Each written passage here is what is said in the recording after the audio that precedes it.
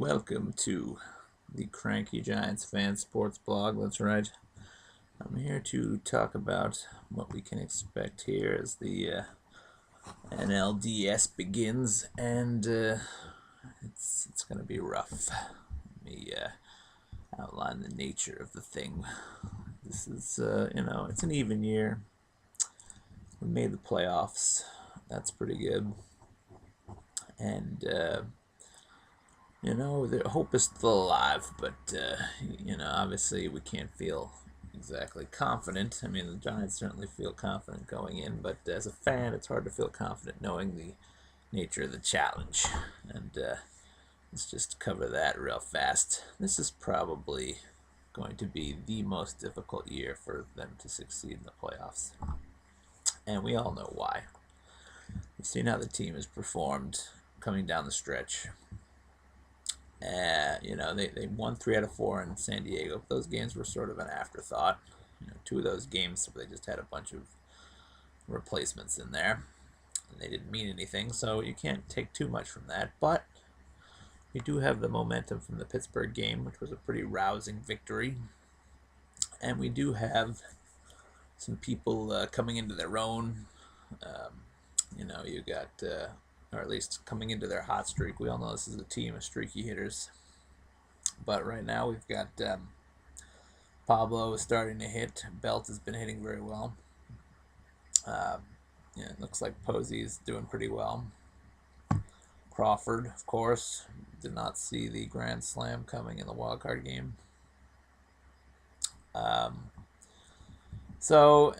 Panic. He didn't seem too daunted by his first postseason game. So these are all good signs, and let's hope they can keep it rolling. We're going to need the offense to keep rolling, obviously. The good thing about it is this team does run in streaks, and we do seem to be on a streak, especially offensively. Right now, we've scored a lot of runs the last few games, and sometimes the Giants manage to string together a number of games where they can put up a decent number of runs. And when they score more than 4 runs, I think there's something like 73, and I can't remember the exact stat, but it's like 73 and 13 or something like that. They're very good. So if we can just score more than 4 runs today, 4 more runs today, I think we've got a good shot to win. But we are going up against a tough one. But first, let's talk about the challenge here. Now, the Giants have beaten the odds in the past. The past 2 winning postseasons, they've beaten teams ranging from, I'd say, probably the worst of the teams they beat was the Cardinals. And the Cardinals were not a bad team, but I thought the Reds were better than the Cardinals. They got some luck against when they beat the Reds because Cueto went down. So that was lucky right there, and we almost didn't beat them even with Cueto going down. But I think Cueto going down really gave them that shot they needed when they were facing Mike Leake, I think it was, in the penultimate game of that series. They beat Latos in the end, which has always been their nemesis. But of course, I would say Latos is no Johnny Cueto. So, with some luck involved that year, but they did what they needed to do, so you can't take anything away from them. Beating the Rangers, I think nobody expected them to quite dominate the Rangers like they did. So that was sort of, I think that year it was really more about our pitching.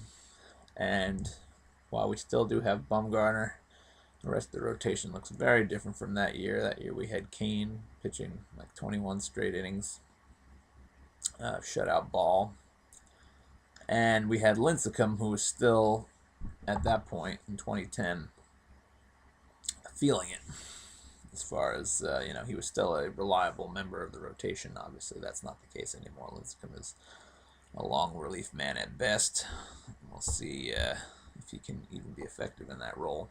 He's gonna play a part if they do win. I think he's gonna come out of the bullpen and pitch some quality innings, because our bullpen hasn't exactly been locked down lately. And then, so that Rangers series, I don't think anyone expected them to beat the Rangers. The Rangers' offense certainly looked pretty good that year, and they had Cliff Lee. But you look at the rest of the Rangers staff that year, and their pitching staff hadn't really come together. They didn't have Yu Darvish at that point. So, um, you know, I, it was you could imagine them beating the Rangers. The Rangers were all tied to their offense, and since pitching usually beats offense, it was no surprise that the Giants ended up pulling that one out. To me, anyway. I mean, there was some surprise because their hitting was so bad that in that postseason against the Giants, but yeah, it's not like I couldn't see that one coming. The Tigers, I think that was probably, it was a large surprise. Not a lot of that was from, I think, Pablo Sandoval with the 3 home runs in that first World Series game. Really kind of drove it home that we were gonna do it in that series, and not only that, but the past history of teams that have won in 7 games in the National League Championship Series suggested that teams usually sort of roll if once they get on a roll. If they come into the World Series sort of with an emotional victory in the NLCS, they're much more likely, it seems, to sweep. They've actually, more often than not, they sweep the World Series. So I think a lot of that was momentum. That's not to say that, obviously, again, our pitching was huge. We had, then again, we had Kane that year. I guess Vogelsong was pitching the best he'd ever pitched. Lincecum had a good game. No more Lincecum this year. It's a totally different rotation. So, we'll see how it goes. But, the Tigers, I mean, their offense wasn't unstoppable. And their starters were definitely formidable. But we sort of played Giants baseball, won in low-scoring games, except for the first game, where Pablo just teed off on Verlander because he owns Verlander. So, it definitely was a surprise, but totally not impossible. You had to feel pretty good as a Giants fan going into that series. I certainly didn't think that Detroit was the 100% lockdown favorite. And finally, I think the most unlikely victory they've ever had in the postseason is the Phillies, because the Phillies did have a pretty complete team. And that's what this is going to be. I think this is going to be even tougher than the Phillies. I don't exactly remember how good the Phillies bullpen was, but I do believe they had Papelbon the year that the Giants beat them. And their rotation was extremely formidable. That was the point which they had Halladay, Cole Hamels, and Cliff Lee, I think, that year. Oh no, Cliff Lee was the following year. Who did they have? Let's find that out real fast. The 2010 Phillies.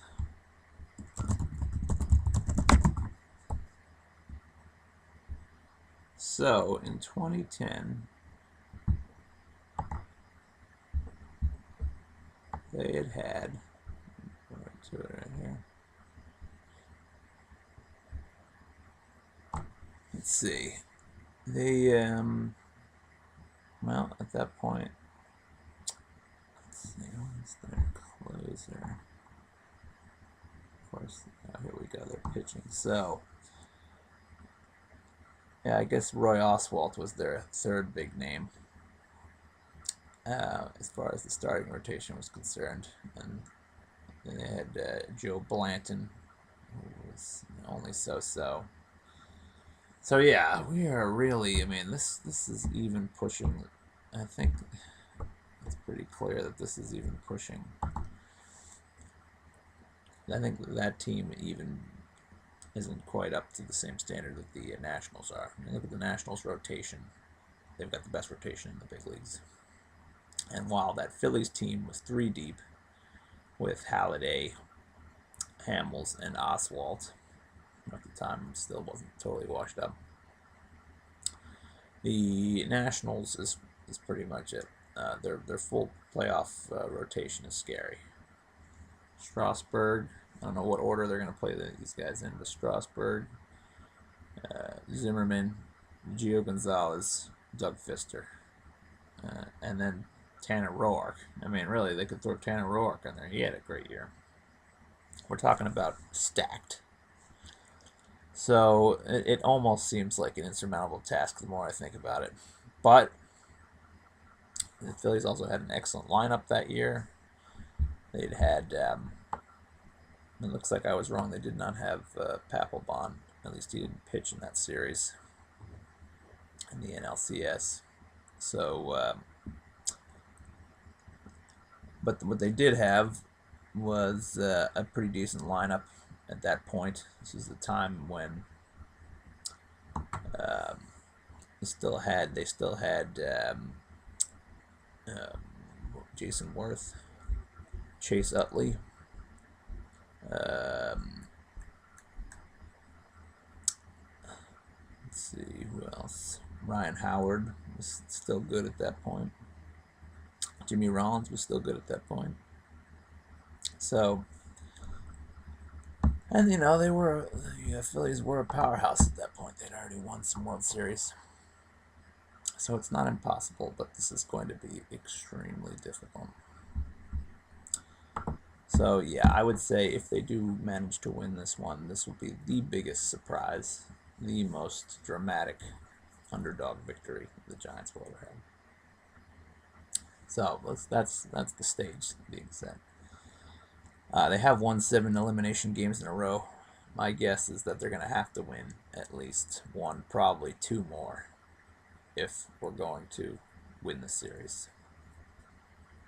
Because it's going to be, it's possible, if we manage to take at least one of these 2 in Washington, then we should be set up all right. But it's not going to be easy because they have not played well in Washington so far this year, anyway. All right, let's get to this first game. We got Jake Peavy versus Strasburg. Now, if you'd asked me mid-season if I thought that there would be any chance that Jake Peavy would beat Strasburg on most days, I would say very little chance. But Peavy has been spectacular as a Giant. And that means that there's a shot. But yeah, I wouldn't say I feel great about it. Overall, when you look at the numbers, he's actually, since he's been with San Francisco, his numbers have been better than Strasburg's over the course of the entire season. But I wouldn't say they're dramatically better. I'm talking about since he's been with the Giants, he's had 7.4, and I generally a big guy on hits per 9, walks per 9. So 7.4 hits per 9, 1.9 walks per 9 for Peavy versus 8.3 hits per 9 and 1.8 walks per 9 for Strasburg. So those stats are, are pretty good. But you look at the overall year for Peavy, we're talking about 8.7 hits per 9 and 2.8 walks per 9. That is not particularly great for the course of the year. Anything close to 9 hits per 9 is generally not that good. 2.8 walks per 9, well, not too bad. Could be worse. So, yeah, I guess if you look at the second half of the year, Peavy has a shot at beating Strasburg. If you look at their full seasons, it doesn't look like he has much of a chance. And if you look at their history, it looks like he even has less chance. Because while Peavy was very good back in his early National League days, he's obviously an older pitcher now, and Strasburg is still in his prime. So, we've got we're gonna have to rely on his craftiness. We're gonna have to rely on his playoff experience. Peavy was in the playoffs last year. Pitched well for the Red Sox. Maybe not fantastic, but he's been there before. Maybe he won't be as afraid. Strasburg, this will be his first postseason appearance, and we better hope that he gets the jitters. That's going to be the way we can beat him. So you got to think that we've got to attack early. It's going to have to put some runs on the board early. That's what Andrew Fagerly is saying, and I got to think that that's going to be especially important given how the Giants play. The Giants seem to me like extremely psychological team. They really need that lead to be comfortable. And if they don't get the lead first, I pretty much expect them to go down real quick, especially with Blanco in the leadoff spot. We all have seen how bad the team has been offensively with Blanco in the leadoff spot. It's not that Blanco is a bad hitter, but there's some strange thing that seems to happen to him where he gets in the leadoff spot and he doesn't do what he does lower in the order. He doesn't hit as well, and he tries to walk, but he ends up getting struck out more than he walks. So we're going to need to see Blanco have a good game as our leadoff hitter, or have a good series as our leadoff hitter, if we want a chance to move beyond Washington. So to me, an early key will be, can Blanco be effective? And I have seen him start off games with home runs before. I think that would be a great way to give them a boost psychologically. I know he's not much of a home run hitter, but remember he did start off that game in Cincinnati last year. I forget which game it was. It was sort of their backs were to the wall. I think it was an elimination game. I think it was the second to last game. Or maybe it was the third to last game. I think it might have been the first game they won. But, so yeah, if Blanco could give us the leadoff home run, that'd be great. I don't expect it, obviously, but I would like to see him at least get on base twice in this game. If Blanco fails to get on base twice, I think, if I were Bochy, I would seriously reconsider the lineup as he's put it, because Blanco has proven to be ineffective as the leadoff hitter. He's got an on-base percentage that makes it look like he should be effective as the leadoff hitter, so it's kind of a mystery as to why he is so terrible when he gets moved to the leadoff spot in general. But he is the only one of the other guys left on the team with speed. I like the idea of maybe putting Panic in the leadoff spot and Blanco second, so that at the very least Blanco could, bunt and get him over occasionally, or stay out of double plays that way. But I think that's probably not going to change. I think Bochy's going to leave Blanco in the leadoff spot, and maybe it's a little too much to ask Panic to lead off this late when hasn't done it for the whole rest of the season. So I guess I understand leaving Blanco up there, but I don't feel great about it. We've seen how Blanco's done so far as the leadoff hitter, and even in that game against Pittsburgh, he wasn't particularly effective as the leadoff hitter. It was really the bottom of the order that won that game for us. So yeah, I think that's the first key. Blanco's got to be at least half decent. You can't totally suck as the leadoff hitter. More news I just found out today. Michael Morse is not going to be on the roster for this division series, which to me seems like a disaster. A small disaster. It's not totally, it's not going to be the difference that kills the team, but Michael Morse is, he's a good hitter. He hasn't had a great amount of success after his initial surge this year. He's not exactly, he hasn't been hitting home runs very much, but he's still a force, I think, and I really had hoped he would play against the Nationals at least as a pinch hitter, because players a lot of times tend to do well against their former teams. I don't know if Morse had anything in them with this oblique injury, but it does seem a little overcautious to me to leave him out of the division series. You got to think that Bochy was saying that he was close to being ready, before the postseason began, and now all of a sudden he's off the roster. And, you know, to me, that's just kind of, I don't get it. I don't understand why they wouldn't put him on. At the very least, he would offer a power threat off the bench.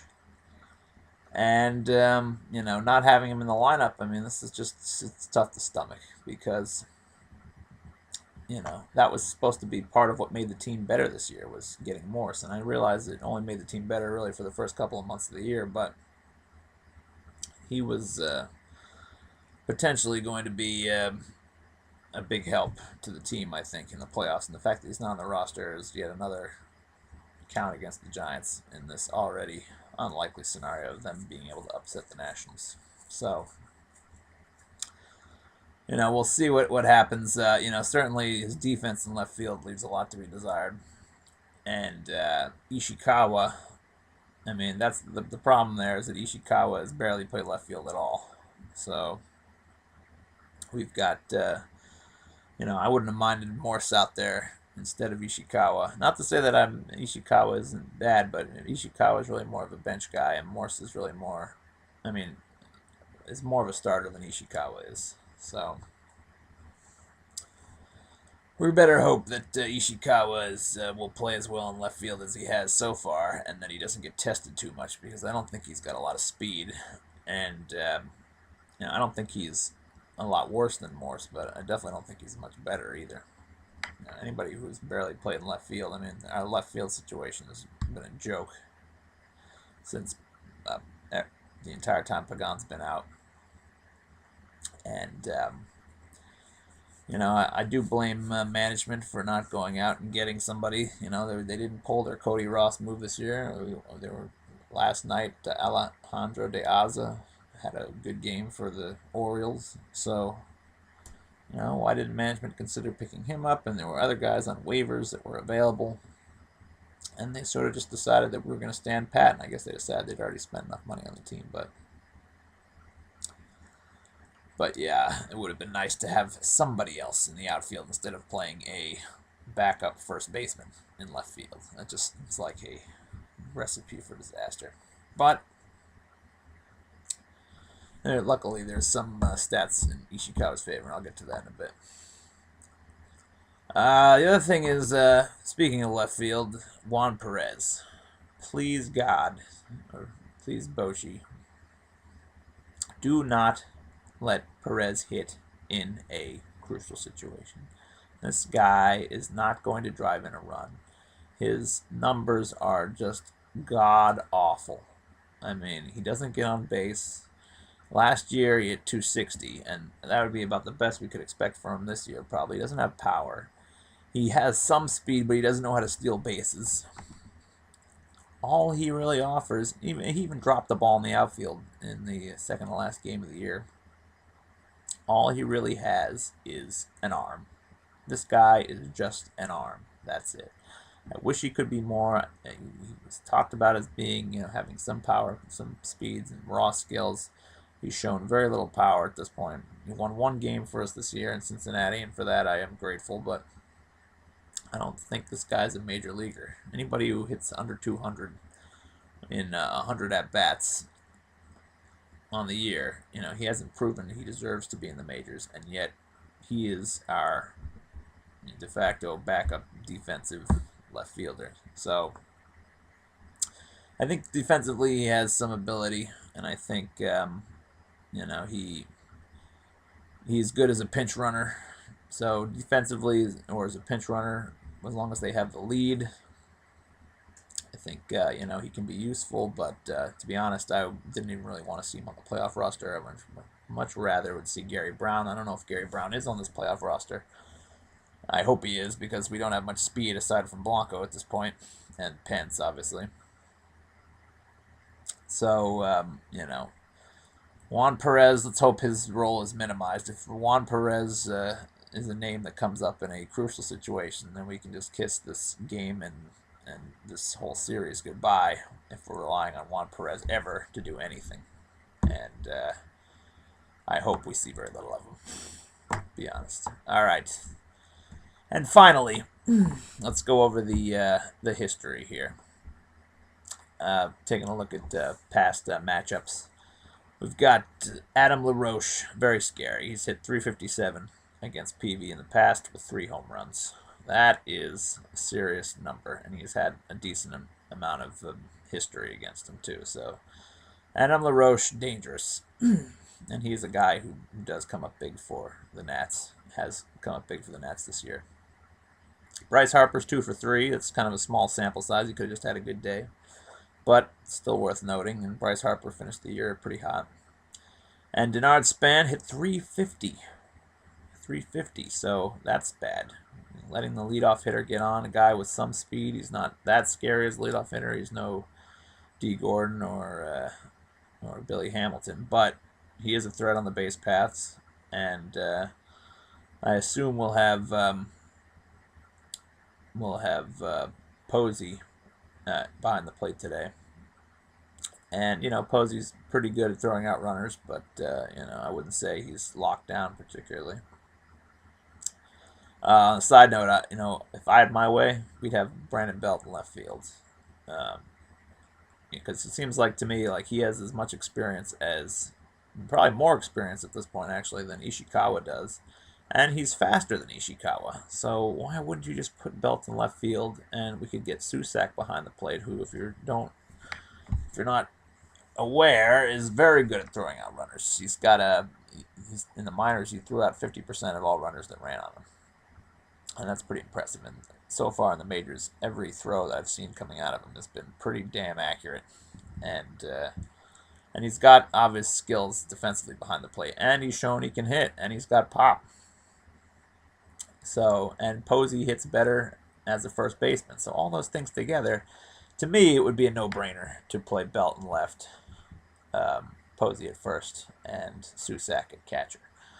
I don't know. I doubt that that's the plan. I'm pretty sure the plan is to start Ishikawa in left, which, isn't terrible given this game. But I hope in the future, in the next few games, they do consider putting Belt in left. I know that would be considered, a risk, given that Belt has not really had a lot of shown much in left field. But I don't think Belt is going to be terrible in left field. And I think with the offensive numbers, especially given the fact that the team struggles on offense with Pagan out, I think we'd behoove ourselves as a team to go with Susak, Posey, and Belt in the same lineup.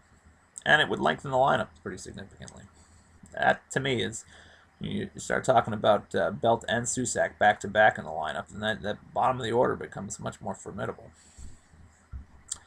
Anyway, going back to matchups, finally, Ian Desmond, 2 for 6 with a home run. So, nothing too scary there, but the home run, and Ian Desmond is always dangerous. He's hurt us a lot of times in the past. So, those are some big names: LaRoche, Harper, Span, and Ian Desmond. All guys to watch out for, especially LaRoche. Let's hope that PV's got some more magic in him. Luckily for us, PV does own one of the best Nationals hitters, Jason Worth. He's only hitting 188 against PV lifetime, so that's pretty good. He has 1 home run against him, but, it's good to neutralize a hitter as good as Worth. And then Ryan Zimmerman, who I believe is playing. I think he's come back from injury. He's only hitting 188, so that's good also. I think the wild card names are on the Nationals are Anthony Rendon and Wilson Ramos. They don't know, either of those guys have much of a history against PV at all. And Rendon especially can be dangerous. Ramos is a very good hitting catcher too. So, we better hope that PV can show that he can get a hold on those two, because he's already got enough to worry about with LaRoche and Harper and Denard Span and Ian Desmond. And Rendon has hurt us this year too. Now for the Giants, well, for all my blank talking about Ishikawa, he's done pretty well against Strasburg. 2 for 3 with a home run. Now that's just obviously one game, it looks like, but and he may have been hot at that point. I think he was just getting hot that part of the season. But 2 for 3 with a home run. Well, you gotta like that at least. Not much to be hopeful about, but Even more encouraging, though, Buster Posey hits 385 against Strasburg, and that's a guy, obviously, we're going to need Buster Posey to be a contributor, as he has been in previous postseasons, if we're going to have any chance against these guys. So Posey, look for him to do something today. Brandon Crawford, 3 for 9, and he's had 4 RBI against Strasburg. That's surprising for Crawford, who is not a terrible hitter, but not the greatest hitter either. I don't expect a lot out of Crawford because it was already a surprise that he hit a grand slam in the Pirates game. So, but RBI wise, he's been a big contributor this year, and I wouldn't be surprised if the game came down to being on the line with Crawford at the plate. I wouldn't feel terrible about it. I often see that he pulls those singles. Usually he'll hit a single when they really need it. So there you go, Ishikawa, Buster Posey, and Crawford. Certainly, I'd feel better. I'm not as excited about that as I am afraid of the Nats' previous history, but I don't think it's impossible that we could at least the bottom of the order with Ishikawa and Crawford. The weakest part of the order is the bottom of the order, and they both have some amount of ability. But the scary trend in all this is that on the Giants side of it, is that the middle of the order after Posey is not done so well against Strasburg. Pablo, 250 with 5 strikeouts and 12 at-bats. 250 isn't terrible, but you'd hope that Pablo will play better than that in this game.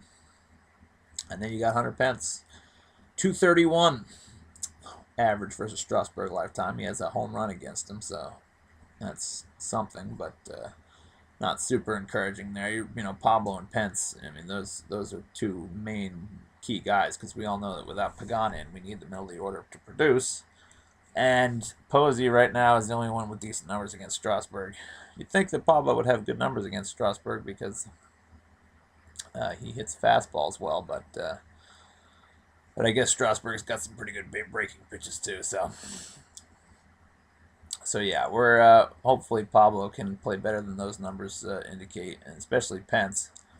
And as far as Pablo is concerned, he's been a postseason performer, obviously, in the past. So hopefully that'll help him break out a little bit. Pence right now is mired in a terrible slump.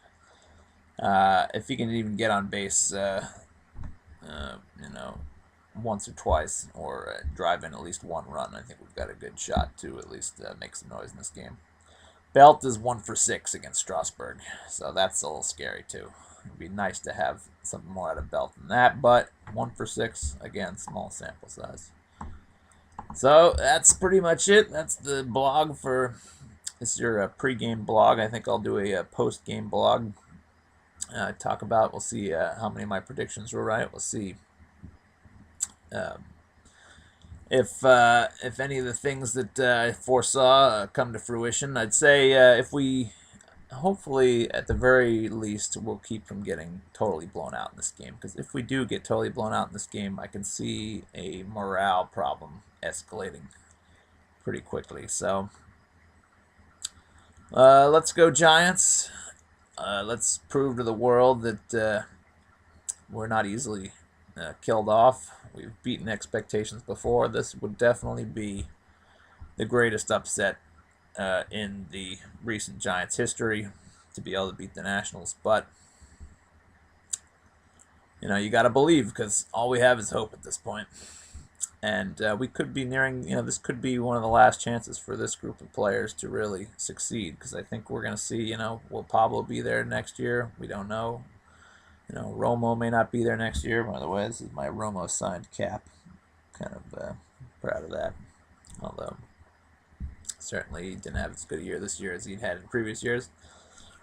But Romo may not be there, and the starting staff is probably going to get at least 1 new name next year, and who knows, how much longer Lincecum will be around.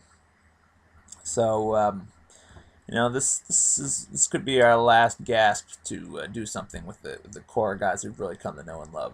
So. Let's take it to the Nats, and let's make history. It would be a dynasty if they win this one. I'm calling it. I'm calling it a dynasty. 3 championships in 10 years. every other year, that's a dynasty. Not likely, but anything's possible.